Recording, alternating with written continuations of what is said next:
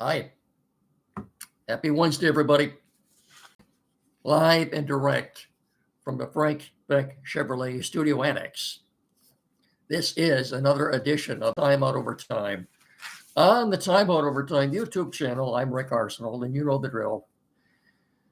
Get down there in the corner, first things first, wherever that thing is now down there, and smash that like and subscribe button. I can't thank you enough. Remember to tell your friends and your associates that the next subscriber to my podcast will be the winner. And if you are already a subscriber, you know what they will win. Okay. Leading off, again, let's get the baseball out of the way first. The Major League's winter meetings are in Orlando are a couple of weeks away yet. But the Tigers did make some news yesterday. Gleyber Torres, I think to their surprise, decided to accept their qualifying offer. He will be back next season to the tune of about $22 million. 1 year. Keep in mind, this isn't all that bad. He had a bad September, but who didn't on that team? Starting all-star second baseman. He's not that old. I'm a little bit surprised he did not get a lucrative long-term deal, but I must assume that. I think we have to assume that if he's coming back and accepting the qualifying offer. So where does this leave them on the free agent market? Well, there's a lot of, Javi Baez is probably in the field, their best option at shortstop and at third base and maybe center field. If they were to go out and, again, the reports are, we knew this was going to happen. Alex Bregman has exercised his option with the Red Sox. He's a free agent again. If you were to sign Bregman, but Javi is short, or said, look, Kevin McGonigal, first or second, all right at the top of the list as far as Major League prospects go, was the MVP of the Arizona Fall League infielder, Kevin McGonigal. I don't think he's going to start the season here, but he will start at Toledo, and obviously at some point he'll be up here this year. Depending on what he does down there, probably sooner than later. If you were to sign Bregman, he would play third. Maybe McGonigal at short. Right now, McGonigal's back is doing most of his talking. His fielding isn't, I'd say, maybe mediocre right now. That doesn't mean it can't get better. Baez, would he play center field? Could you trade Art Meadows? If you were to sign Bo Bichette to play shortstop, Javi could play third. You've got a lot of different ways you can go there. Javi could play third, and he could move to center field once McGonigal is ready. Comes up, McGonigal could play third. You've got a lot of different options you could do with this right now. Of course, the Tigers, pardon me, don't say anything. Any news you hear, especially regarding Tarek Skubal,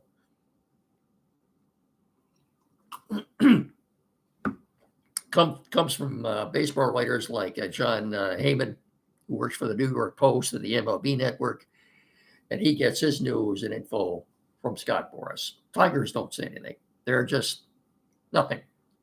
Crickets from the Tigers. They're not going to. That's the way it's always been with Scott Harris.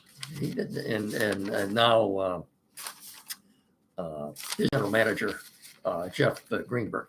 They're going to tell us anything. So a lot of, let's wait and see what happens, transpires here in a couple of weeks at the winter meetings. But for now, one thing we know for sure is that Gleyber Torres will be the starting second baseman again, and that's not all that bad. He was the starting shortstop in the All-Star game this past year. So, all right, let's do our commercial, shall we? I'm so proud, as you know, and happy to be able to welcome the Finish Line Family Restaurant on Carlton Road in Hillsdale to our family sponsors. 40 more than 40 years, 4 decades servicing our area. I don't know where we'd be without the Finish Line restaurant. I think it's been a part of our lives, isn't it? If you're young enough, you've grown up with a Finish Line family restaurant. It's been a staple in our surrounding area in Hillsdale County now, and with their new expanded hours, Monday, Thursday, and Friday from 6 a.m. to 8 p.m., and of course then Saturday, Sunday, Tuesday, and Wednesday, 6 a.m. to 3 p.m. Award-winning breakfast, new menu items like Carl's Cajun chicken wrap, or the new kicked up BLT on steroids. They've got something called a Darcy Burger. They've got some new daily specials coming soon, like homemade spinach and artichoke dip, the grilled cheeseburger with brisket blended burger mix. It all sounds good. I can't wait to try all that stuff. Great service, fast, friendly service, great family atmosphere. I said award-winning breakfast. It's got everything you want in a restaurant. There's a reason. There's a reason they're always so busy there on Carlton Road in Hillsdale. Remember, when you dine at the Finish Line, you'll always finish first. I guarantee that. Okay, I'll see you there. We're also brought to you in part by Beck Chevrolet on M99 between Hillsdale and Jonesville. 0% financing is back at Beck Chevrolet, and even better, no payments until 2026. That's right. During Chevy's Red Tag Sale event, Beck's is offering 0% financing on their best-selling models. Get 0% financing on all the new 2026 Equinox, 0% financing on the redesigned 2026 Trailblazer, 0% financing on the 2026 Chevy Silverado, light-duty pickup trucks, and with 90-day deferrals for eligible customers. You make no down payments until 2026. And that's not all, folks. Bex is also offering bonus cash up to $1,750 on new Silverado light-duty and heavy-duty trucks. As always, see the dealer for complete financial details. Offers good through December 1st. 0% interest and no down payments for 90 days happening right now at Frank Beck Chevrolet at M99 between Hillsdale and Jonesville, and on the web at frankbeckchevy.com. Come and experience the Frank Beck Chevrolet difference. Chevrolet together, let's drive. Chevy Drive, Southern Michigan, and Frank Beck Chevrolet is the #1 selling Chevrolet dealer in our immediate tri-state area. Okay.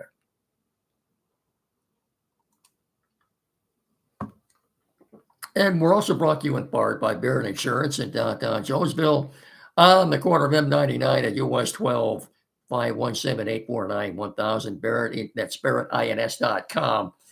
Barrett Insurance, protecting your dreams. 517-849-1000. Again, on the corner of M99 and US 12 at downtown Jonesville. Barrett Insurance, protecting your dreams. That's BarrettINS.com. Okay. Big win for the Michigan State basketball team last night at Madison Square Garden. They crushed Kentucky. The game was never close. Watching a little bit of that, Tom Izzo has some great athletes on this team. I don't know how the guy does it year in and year out, but Spartan fans, you may not have much of a football team, but you can be very proud of that basketball and hockey team. Looks like another great years. Can they contend for a Division I championship? I think both the teams in our state can this year, Michigan and Michigan State. Of course, the Big Ten season doesn't get underway until after New Year's, but exciting. It's exciting to think of how good between the Pistons, what they're doing, and Michigan and Michigan State. It should be a great winter around here for basketball. And we should even see, March into April, Pistons more than likely be in the playoffs. Speaking of the Pistons, they won last night on the road, beating a good Atlanta team. Kate Cunningham was back. Jalen Duren, another great game. Jalen Duren he just turned 22 yesterday, I think. Sky's the limit for this guy. This kid is something pretty special. And Dennis Jenkins Is it? Do they really? Maybe the Pistons have a nice problem to have right now. Good dilemma that they have currently in their midst, you might say. What do you do with Dennis Jenkins when Jaden Ivey comes back? He will be back here in the next 2 or 3 weeks. You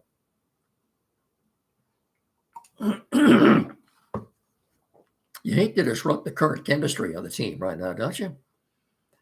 To me, Jaden Ivey reminds me a little bit of Rip Hamilton. Maybe not quite as big as Rip, but when I see him, I see a lot of Rip Hamilton in him. Did I say Jaden Ivey? I meant Dennis Jenkins. Anyway, problem. Yeah. Well, what do you do? I mean, Ivey's close to coming back. You hate to take minutes away from Dennis Jenkins the way he's playing right now. Maybe I'm not really sure when the trade deadline is in February, but maybe you could offer Ivey in a trade. Yeah, food for thought, something to think about right now. I mean, Pistons working on an 11-game winning streak. They're 13-2. They have a 3-game lead in the NBA East. The record for consecutive wins, franchise record, apparently is 13. They set that in 2003, 2004. Of course, they won the championship that season. That was the going to work with your lunch bucket team, led by Ben Wallace, and of course Chauncey Billups and Rip Hamilton. Pistons defeated the Lakers that year in the NBA Finals. The heavily favored Lakers. Chauncey Billups was the MVP. They did win 13 in a row that year, so that's something for them to shoot for. Schedule gets tougher now from here on in. Okay, I mean, I'm happy for the Pistons and the Red Wings both, what they're doing. They're both in first place right now. I can't remember the last time this has happened here a week before Thanksgiving. Is it sustainable for either one of these two teams? I don't know. I don't have an answer to that right now. Schedule gets a lot tougher for the Pistons, and you want to look at you can look at next month. They'll be out west between December 22nd and December 30th, where they will be playing 5 games in 8 days out west. 5 games in 8 days between the 22nd and 30th. Let's see what happens after that. I'm going to see where they're at.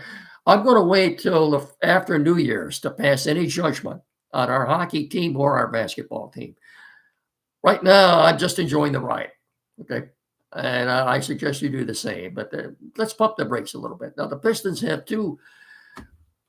they've got 2 good wins so far this year, both on the road at Houston and last night at Atlanta.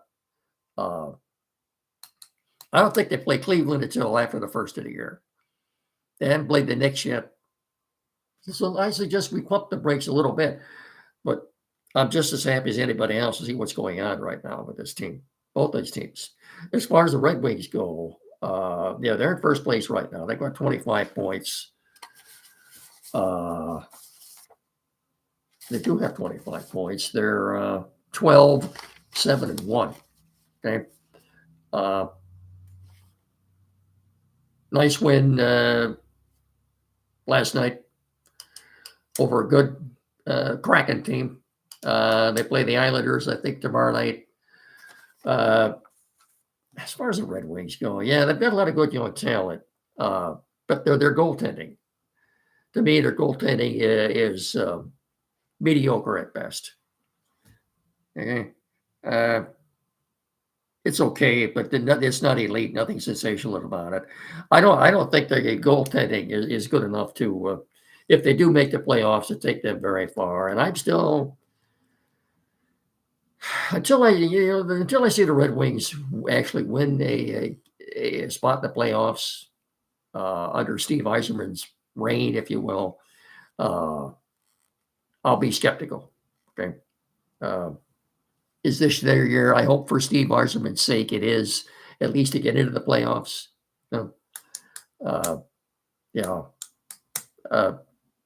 So like I said, Michigan State, kudos to them. Big win last night at the Garden against Kentucky. They've also got a nice win earlier against Arkansas, Sean Calipari's team. Michigan looks good. I think they're 6th or 7th in the AP poll.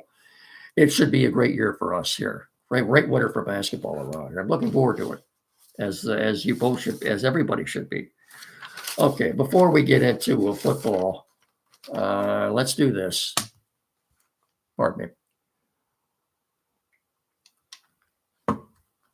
We wouldn't be doing this show, as you know, without the help, and the patience, and the cooperation, and the knowledge of Quality PC, the guys at Quality PC in downtown Hillsdale. Tim Lindley, Landley, and his staff, certainly more than capable of resolving any technical issues you may have. This is the only place in our area. I can't stress enough. There's no other place to go for tech services. This is the place. 37 Waldron Street, downtown Hillsdale. 517-610-5372. There's no other place to go around here. Any tech issues you have at all, these guys are more than capable of resolving anything that's going on, any dilemma you might have, whatever it is. Computers new or used, big screen TV mounting and programming. Maybe you're changing internet providers, you need that installed. Printers, new or used, anything at all. Get in there and see them. Okay, that's the only place to go. I guarantee you that. 517-610-5372. Or like I said, get in there and see them at 37 Walton Street in downtown Hillsdale. And when you do, tell them me and Miggy sent you. Thank you very much. College football quickly. Michigan still ranked 18th with an 8-2 record. Heavily favored over Maryland at Maryland this Saturday. That's a 4:00 game on the Big Ten Network. I think they're favored by 13.5 or 14 points. That's something like that. Michigan State, they won their first 3 and they've lost their next 7. So they're 3-7 right now.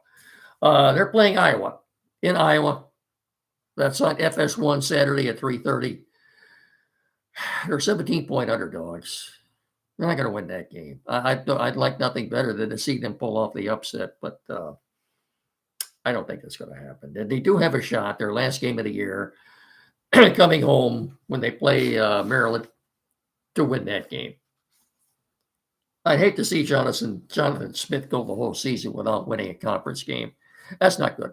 By the way, I heard pardon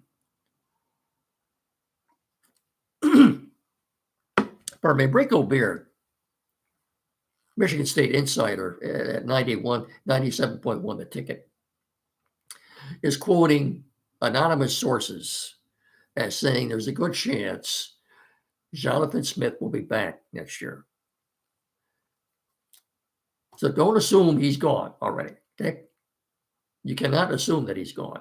I think he's a good coach, but I don't think he has the ability to get players to overachieve. I just good man, good coach, a decent coach, but I don't think he has the ability to get players to overachieve. I don't think this team just isn't very good, folks, and that's not Jonathan Smith's fault. Go out this offseason if you're going to retain Smith, spend some money, bring some decent players in, and let's see what he can do with them. As the old saying goes, you can't win the race without a thoroughbred. And they don't have any thoroughbreds at Michigan State right now. So that's all I have to say about that. Lions. Dan Campbell, taking out of what he told the press this morning, this season has taken a lot out of him physically and mentally. Not so much mentally, but physically. Regrets. He said he did have some regrets the way he managed the game last Sunday night in Philadelphia. We all learn by our mistakes. I still think he's a good coach. There's a good coaching staff. As I said the other day, this defense on the Lions, folks, is a quality, Super Bowl quality defense. And they're getting players back. Sunday they'll have DJ Reed, their best cornerback, and Malcolm Rodriguez, linebacker / special teams standout. That's not going to help the offensive line in the quandary that we're in right now. And I blame the general manager for that. I talked about this the other day on Monday. Back to the draft a couple of years ago. His first two picks were Terrion Arnold, and he still isn't ready to play physically yet. Ennis Rakestraw, Iowa has, I don't know if he'll ever see the field. Those were his first two picks in the 2024 draft. He has gotten virtually nothing out of either one of them. If he had taken two offensive linemen, they would have had a year and a half of seasoning under their belt by now. They might be flourishing under Hank Fraley. Maybe the offensive line would be in a lot better shape now than what it is. He should have kept in constant contact with Frank right now during the offseason. How you feeling, Frank? You going to come back? That's all part of the general manager's job. He should have had a correspondence going, a constant correspondence with Frank right now. I don't think he did. And a lot of people want to make Frank now. Frank, he didn't know. He played with a torn pec all last season. He has a chronic toe issue that will never get any better. It's just, and they're playing an utter good defense again Sunday. They're heavy favorites against the Giants.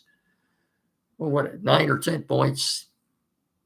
Looks like Jackson Dart, coming off the concussion protocol, will be playing for the Giants. It's a 1:00 game on Fox. I don't know who the announcers are going to be Sunday. We're probably getting Kenny Albert. Yeah, we are. It's Kenny Albert and the great Jonathan Vilma. So how's that going to? That makes for an enjoyable broadcast, doesn't it? Listen to those two guys. Give me a break. Vilma.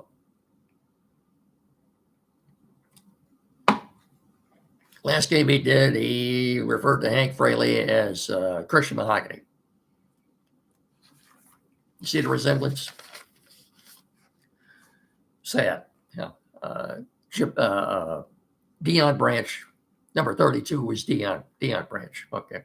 Kirby Joseph still isn't ready to go yet. I don't know. I don't know if the Lions' current dilemma with the offensive line is fixable or not. It's correctable. Tate Ratledge got pushed around, and look, he's a rookie. He's been up and down all year. Penei Sewell, Taylor Decker are playing hurt. I don't think Graham Glasgow was all that good. And they talk about getting Miles Frazier, who's practicing right now. They talk about Miles Frazier coming back. He's never been here. Miles Frazier was drafted in April, got hurt in training camp, and hasn't played one snap all year. You're counting on this guy? He's a rookie who's never taken one snap in the NFL to step in and make a difference in the offensive line. We'll see what happens Sunday. You saw the headlines here. According to is it FanDuel or DraftKings? I think according to DraftKings, the Lions are still favored to win the NFC North. And I'll tell you why this is probably in a minute. The odds right now, Lions plus 130, Packers plus 135, Bears plus 390, and the Vikings plus 9,000.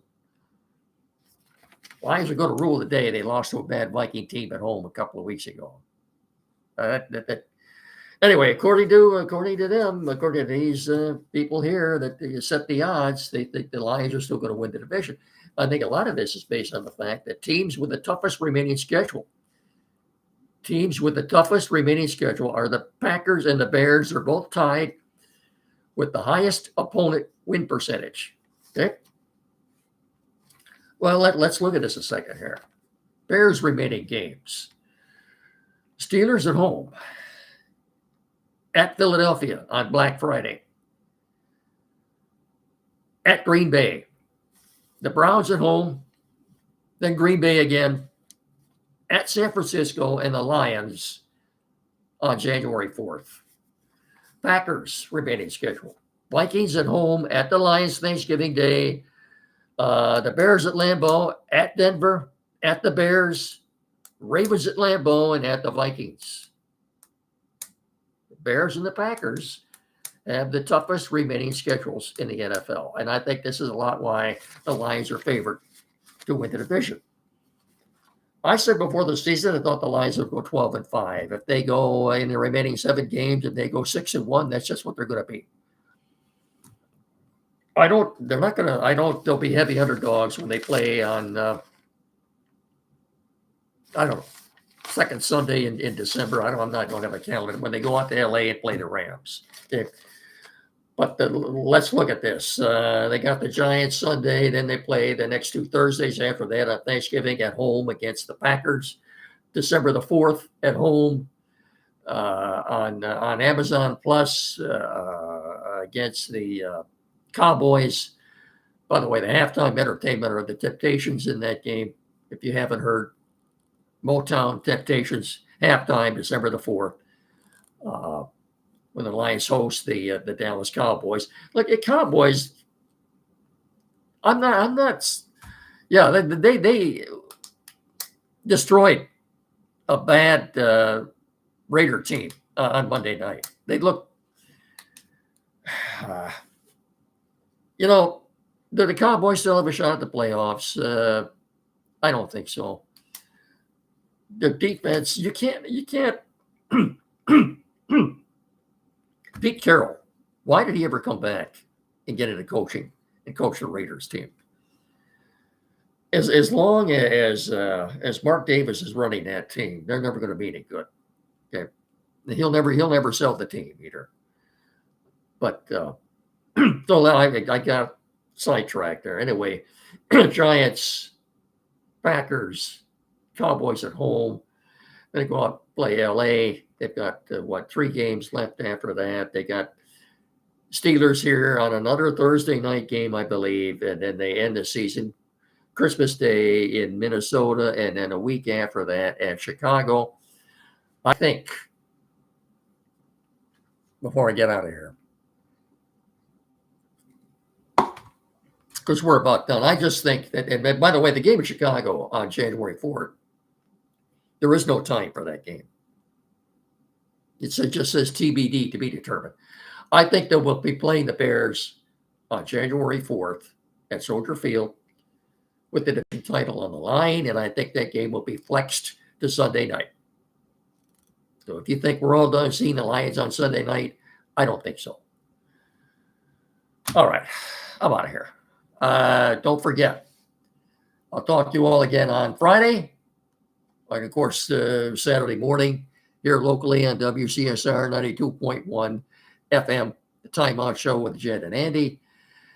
And again, as I said, I will talk to you all again then on Friday. So until Friday, I can't thank you enough for watching and listening. Tell your friends that subscriber will be the winner. And if you're already a subscriber, you know what they're going to win. Okay? So having said that, remember, please treat each other with respect. Have a good rest of your evening, folks. Thanks so much for watching and listening. See you Friday. Adios. So long. Bye-bye.